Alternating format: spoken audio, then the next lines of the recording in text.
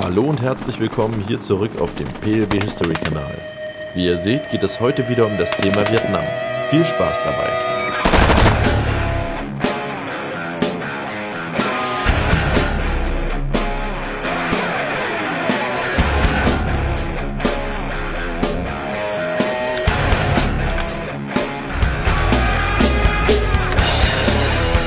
Mein Name ist Ig Major und wir sind hier heute wieder auf der Spuen Prey. Unser Freund Harding hat hier heute eine Ausrüstung für euch vorbereitet.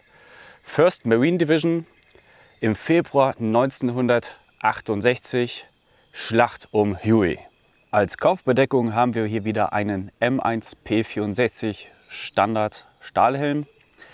Interessant an diesem ist, er trägt einen zerschnittenen Autoreifen als Helmgummi.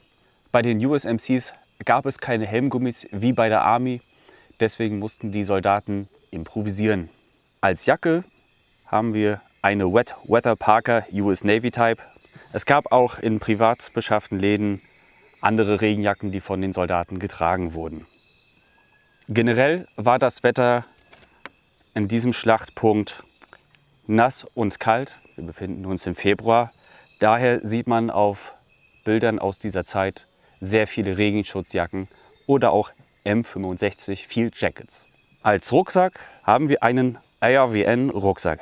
Er war sehr beliebt bei den Marines, ebenso wie der Tropical Rucksack. Der Standardrucksack war aber der M41 Sack. Diesen gab es bereits seit dem Zweiten Weltkrieg.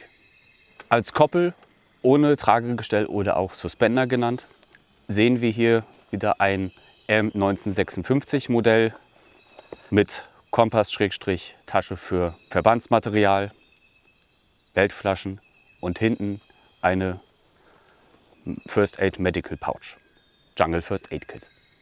Als Weste haben wir hier das Modell M55 Flag Vest. Es gab auch andere Modelle im Vietnamkrieg, aber dieses Modell wurde nur von den Marines genutzt. Darüber zum Transport von Magazinen sehen wir zwei Bandoliers. Das waren einfache Umhängetaschen. Die gab es in quasi Heringsdosen, fertig bepackt, entweder direkt mit Magazinen oder Ladestreifen direkt zum Rausnehmen und Umhängen.